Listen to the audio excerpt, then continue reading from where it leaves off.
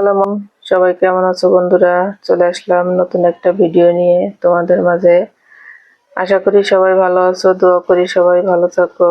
সবাই আমার জন্য দোয়া করবা, আমি যেন ভালো থাকতে পারি আর নতুন নতুন রেসিপি নিয়ে তোমাদের মাঝে হাজির হতে পারি। আজকে আমি রান্না করব রুই মাছ দিয়ে, কচু দিয়ে আর আলু দিয়ে ঝোল।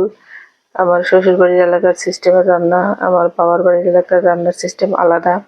আর আমার শ্বশুরবাড়ির এলাকার রান্নার সিস্টেম আলাদা। আজকে আমি আমার শ্বশুরবাড়ির এলাকার সিস্টেমে রান্না করব। তাই প্রথমে আমি মাছগুলা সুন্দর করে ভেজে নেব লাল লাল করে। মাছগুলা ভাজা হয়ে গেলে আমি কচু দিয়ে মাছটাকে ঝোল করে নেব। তোমাদের কোন কোন এলাকায় কচু কিভাবে খাও শেয়ার করো আমার সাথে কমেন্টে। মাছগুলো আমার ভাজা হয়ে গেছে, আমি একে একে মাছগুলো উঠিয়ে নিচ্ছি। মাছের একটু তেল হয়েছিল, সেটাও আমি দিয়ে দিছি কড়াইতে, সেটা থেকে তেল গলেছে। কথা বলতে বলতে আমি মাছগুলো উঠিয়ে নিলাম। মাছগুলো আমার ভাজা শেষ। এবার আমি সেই কড়াইয়ে আর একটু তেল দিয়ে গরম হলে দিয়ে দিলাম পেঁয়াজ কুচি। পেঁয়াজ কুচি নেড়ে চেড়ে একটু নরম হলে দিয়ে দেবো আদা বাটা রসুন বাটা। আদা বাটা রসুন বাটা নাড়াচাড়া দিয়ে আদা বাটা রসুন বাটার কাঁচা গন্ধটা যখন চলে যাবে তখন দিয়ে দেবো লবণ, হলুদ। লবণ হলুদ দিয়ে জিরার গুঁড়া, ধনের গুঁড়া দিয়ে নাড়াচাড়া দিয়ে তারপরে দিয়ে দেবো মরিচের গুঁড়া। আমি মরিচের গুঁড়া পোড়া মরিচ দিয়ে আজকে রান্না করব, কাঁচা মরিচ দিলাম না। দিয়ে মশলাটাকে ভালো করে কষিয়ে নেব। নেড়ে চেড়ে ভালো করে মশলাটা কষানো হয়ে গেলে দিয়ে দেব কচু এবং আলু। মশলাটা ভালো করে কষাতে হবে। মশলাটা যত ভালো কষানো হবে ঝোলটা ততই টেস্টি হবে। এভাবেই আমার শ্বশুরবাড়ির এলাকায় রান্না করে। আমি আলু আর কচু ভালো করে মশলার সাথে মিশিয়ে নিয়ে ভালো নেড়ে চেড়ে মিশিয়ে নিয়ে ঢাকনা দিয়ে ঢেকে দিলাম। ঢাকনা উঠিয়ে আবার নেড়ে চেড়ে দেবো। এভাবে ভালো মতো কষিয়ে নিতে হবে তরকারিটা মশলার সাথে। তরকারিটা মশলার সাথে কষানো যতটা ভালো হবে তরকারিটা খেতেও ততটা মজা হবে। এবার দিয়ে দিলাম আমি এটা সেদ্ধের জন্য পানি। এটা সিদ্ধ হওয়ার জন্য যতটুকু পানি লাগবে ততটুকু পানি দিয়ে নাড়াচাড়া দিয়ে সুন্দর করে আমি ঢাকনা দিয়ে ঢেকে কচুটার আলুটা সেদ্ধ করে নেব। ঢাকনা দিয়ে ঢেকে দিলাম।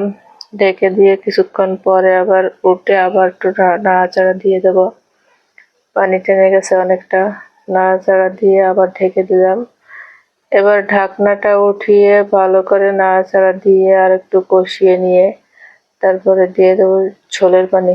ঝোলের পানি মাছ দিয়ে আবার হবে। এবার আমি নাড়াচাড়া দিয়ে নিচ্ছি।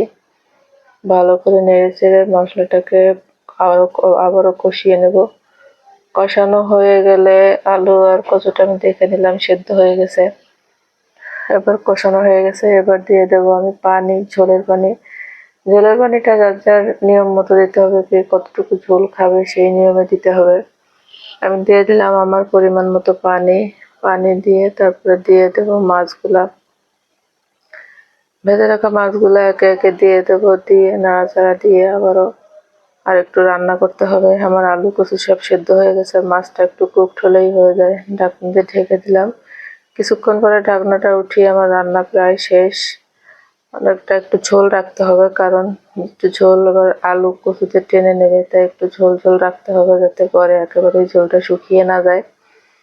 নাড়াচাড়া দিয়ে এবার আমি দিয়ে দেব শেষ পর্যায়ে একটু ভাজা জিরার গুঁড়া। ভাজা জিরার গুঁড়া দিলে এর সেন্টটা এবং টেস্টটা দুটাই বদলে যায়। ভাজা জিরার গুঁড়া আমি প্রায় তরকারিতে খাই, তরকারিতে দিয়ে দিলাম। হয়ে গেল আমার কচু দিয়ে রুই মাছের ঝোল। ঝোলটা দেখতে অনেক সুন্দর হয়েছে এবং খেতেও অনেক মজা হয়েছিল। আমি 2-3 দিন পরে রেসিপিটা শেয়ার করতেছি, তাই এখন বয়স দিলাম, তাই আবারও খেতে ইচ্ছা করছে।